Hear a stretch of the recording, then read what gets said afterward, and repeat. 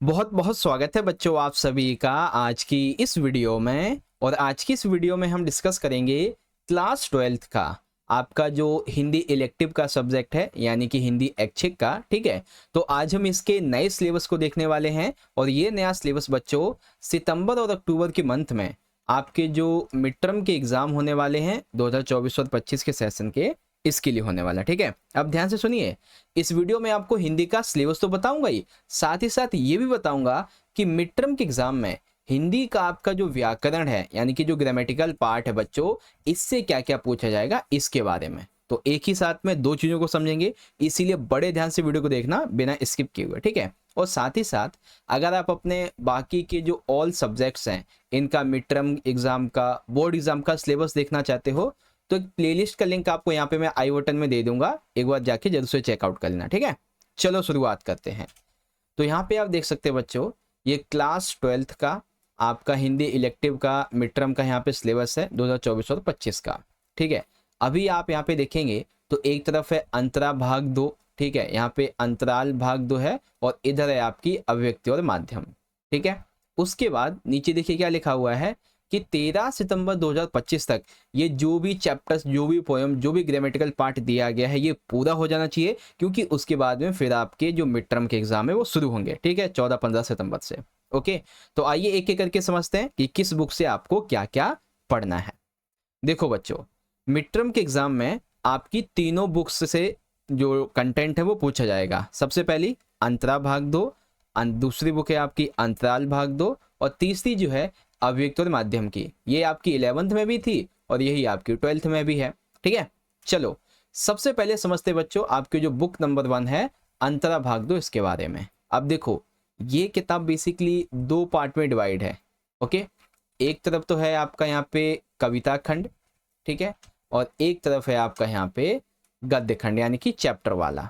तो सबसे पहले हम देखते हैं बच्चों कविताओं के बारे में, कि कविताओं से हमें क्या क्या पढ़ना है। ठीक है, अब देखो कविताएं जो है ना वो दो पार्ट में डिवाइडेड हैं। एक तो है आधुनिक कवि, ठीक है, और एक है प्राचीन कवि। तो देखो बच्चों, आधुनिक में बेसिकली आपको 3 पोएम्स पढ़नी है। ठीक है, कितनी? 3 पोएम्स। कौन कौन सी हैं जरा ध्यान से समझें। सबसे पहले है बच्चों जयशंकर प्रसाद जी की 2 कविताएं। एक तो है देवसेना का गीत और दूसरी है कार्नेलिया का गीत। ठीक है, ये हो गई। दूसरे कवि हैं बच्चों सूर्यकांत त्रिपाठी निराला जी, और इनकी वैसे 2 कविताएं हैं, लेकिन आपको इस 2024 और 25 के लिए केवल एक ही पढ़नी है, और वो है आपकी सरोज स्मृति। ठीक है, उसके बाद में तीसरे कवि रहेंगे आपके आधुनिक में सच्चिदानंद हीरानंद वात्स्यायन अज्ञे जी, और इनके 2 काव्य हैं यह दीप अकेला, मैंने देखा एक बूंद। ठीक है, तो ये दोनों आपको पढ़ने हैं। फिर आते हैं बच्चों हम लोग प्राचीन में। अब प्राचीन में बेसिकली आपको 2 पोएम्स पढ़नी है। कितनी? 2। कौन कौन सी हैं? सबसे पहले तो है बच्चों तुलसीदास जी के 2 पद हैं, एक है भरत राम का प्रेम और एक है पद। फिर दूसरे कवि हैं बच्चों आपके मलिक मोहम्मद जायसी जी, और इनके जो काव्य है उसका नाम है 12 मासा। ठीक है, आप टेंशन मत लो बच्चों, इन सभी पोएम्स की जो एक्सप्लेनेशन वाली वीडियो है वो मैं बहुत जल्दी लेके आऊँगा। साथ ही इंपॉर्टेंट जो क्वेश्चंस होते हैं उनकी वीडियोस भी, एमसीक्यूज हो गए, ठीक है, और प्रीवियस ईयर के क्वेश्चंस हो गए, सब आपको करवाऊंगा, बिल्कुल भी टेंशन मत लो। ठीक है, अब देख लो एक बात से, आधुनिक में आपको बेसिकली इन तीनों के पढ़ने हैं, यहाँ से इतने। ओके, प्राचीन की बात करेंगे तो आपको इन दोनों के पढ़ने हैं, ये इतने। ओके, एक बार यहाँ पे आप देख सकते हो अंतरा भाग 2 है आपकी। आधुनिक कवि में सबसे पहले जयशंकर प्रसाद के 2 काव्य, निराला जी का 1 काव्य, और जो अज्ञे जी हैं इनके 2 काव्य। फिर प्राचीन में तुलसीदास का और 12 मासा। देखो भरत राम का प्रेम और पद दोनों है। ठीक है, चलो अब बारी आती है बच्चों गद्य खंड की, यानी कि जो चैप्टर्स हैं वो कौन कौन से पढ़ने हैं। तो सबसे पहले आपको चैप्टर पढ़ना है बच्चों रामचंद्र शुक्ल जी का प्रेम धन की छाया स्मृति। ठीक है, दूसरा आपका चैप्टर रहेगा पंडित चंद्रधर शर्मा गुलेरी जी का सुमरिनी के मन के, बहुत बढ़िया चैप्टर है बच्चों।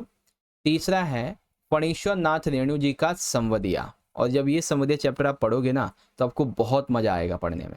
ठीक है, चौथा चैप्टर रहेगा आपका भीष्म शानी जी का गांधी नेहरू और यासिर अराफत। ठीक है, तो ये 4 चैप्टर हैं बच्चों जो कि आपके अभी जो सितंबर अक्टूबर में एग्जाम होंगे ना मिड टर्म के, इसमें पूछा जाएगा। एक बार यहाँ पे देख लीजिए आप। गद्य खंड है आपका अंतरा भाग 2 का, जिसमें रामचंद्र शुक्ल जी का है, ये पंडित चंद्र शर्मा गुलेरी जी का है, ये फणीश्वरनाथ रेणु जी का है, और ये भीष्म साहनी जी का है। ठीक है, इस प्रकार से आपका यहाँ पे कंप्लीट हो गया।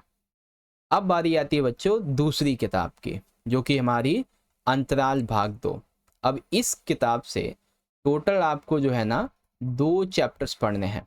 कौन कौन से?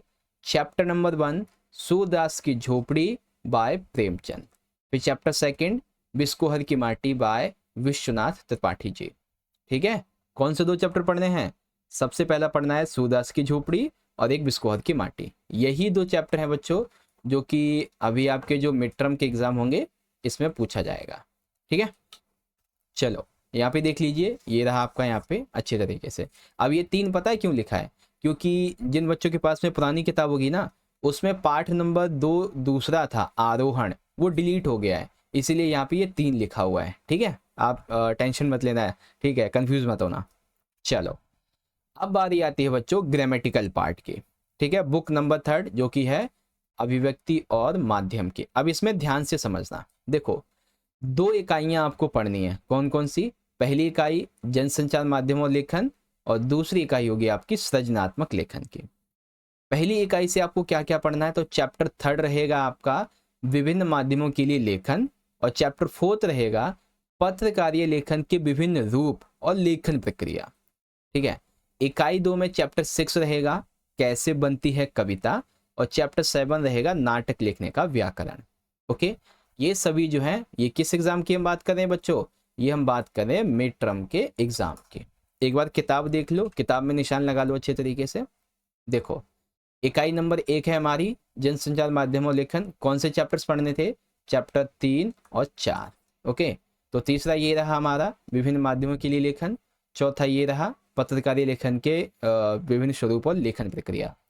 फिर इकाई 2 से हमें कौन कौन से चैप्टर पढ़ने थे? छठा और 7वां, है ना। अब छठा कौन सा है? कैसे बनती है कविता, और 7वां है नाटक लिखने का व्याकरण। ठीक है, तो बस टोटल जो है यही 4 चैप्टर आपको पढ़ने हैं आपके मिड टर्म के एग्जाम के लिए। बाकी ये और भी हैं चैप्टर्स, लेकिन वो बोर्ड के एग्जाम के लिए। ठीक है बच्चों, चलिए एक बार मैं आपको सिलेबस दोबारा से यहाँ पे रिवाइड करवा देता हूँ ताकि आप समझ जाएं अच्छे तरीके से। ठीक है, देखो अच्छे से देख लेना एक बार। ये देखो आपको ऑफिशियल सिलेबस यहाँ पे दिया गया है। ठीक है, देखो ये रहा अंतरा भाग 2 काव्यखंड, ये रहा आपका। फिर ये आप एक सेकेंड, हाँ ये पार्ट है, ये गद्य खंड है।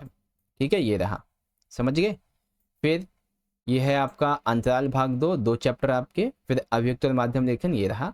और फाइनली यहाँ पे लिखा गया है कि 13 सितंबर तक ये पूरा हो जाए, क्योंकि उसके बाद में आपके मिड टर्म के एग्जाम कंडक्ट करवाए जाने हैं। ठीक है बच्चों, आई होप आप समझ गए होंगे। अब एक चीज और ध्यान से देखो, देखिए हम आपकी तैयारी को बहुत बेहतर से बेहतर बनाएंगे। ठीक है, सबसे पहले हम आपको चैप्टर वाइज एक्सप्लेनेशन देंगे हर एक वीडियो से। ठीक है, हर एक चैप्टर की, हर एक पोएम की एक्सप्लेनेशन वाली वीडियो बनाएंगे। आई नो कि मैं थोड़ा लेट हूँ, लेकिन आप टेंशन मत लो, मैं कम टाइम में ही आपको करवा दूंगा। ठीक है, फिर chapter wise poem wise most important questions आपको करवाऊंगा, एमसीक्यूज करवाऊंगा हर एक चैप्टर के, हर एक पोएम के, पैसेज की प्रैक्टिस आपकी करवाऊंगा। पिछले कम से कम 5 सालों के आपको पीवाईक्यूज कराऊंगा, और कम से कम 5 सॉल्व सैंपल क्वेश्चन पेपर आपको करवाऊंगा, जिससे कि आपकी तैयारी बेहतर से बेहतर हो सकेगी। ठीक है, ग्रामर के जितने भी टॉपिक्स हैं आपके वो बहुत बढ़िया तरीके से करवाऊंगा। और हाँ, जब आपके मिड टर्म के एग्जाम चल रहे होंगे डेट शीट के अकॉर्डिंग, हम डेली 2-2, 3-3, 4-4 घंटे की एग्जाम स्पेशल लाइव क्लास लेंगे। ठीक है, जिससे कि आपको बहुत हेल्प होगी आपके एग्जाम में। ओके बच्चों, तो ये मेरी तरफ से एक स्ट्रेटजी थी आपके एग्जाम के लिए। कैसी लगी कमेंट में सारे बच्चे एक बार मुझे जरूर बताना, स्ट्रेटजी के बारे में, सिलेबस के बारे में। ठीक है, वीडियो अच्छी लगी हो तो लाइक करो, अपने सभी दोस्तों में ज़्यादा से ज़्यादा शेयर करो। और हाँ, आपका कोई भी डाउट होता है इस सिलेबस के बारे में, आप मुझसे कुछ भी पूछना चाहते हो, तो ये मेरी इंस्टाग्राम की आईडी है बच्चों, जाइए फॉलो कर लीजिए, मैसेज करके पूछ सकते हो। क्लास 12th के इंपॉर्टेंट नोट्स, पीडीएफ और अपडेट पाने के लिए आप हमारे टेलीग्राम ग्रुप को जरूर ज्वाइन कीजिएगा। टेलीग्राम पे जाइए, वहाँ पे सर्च करना स्मॉल लेटर्स में टॉपर्स स्टडी पॉइंट। ठीक है, या फिर ग्रुप का लिंक आपको मैं डिस्क्रिप्शन में दे दूंगा, एक बार चेक कर लेना। ठीक है, चलिए बच्चों, मिलते हैं अगली वीडियो में। तब तक के लिए आप पढ़ते रहिए और अपना ख्याल रखिएगा। बहुत बहुत धन्यवाद। जय हिंद, जय भारत, वंदे मातरम।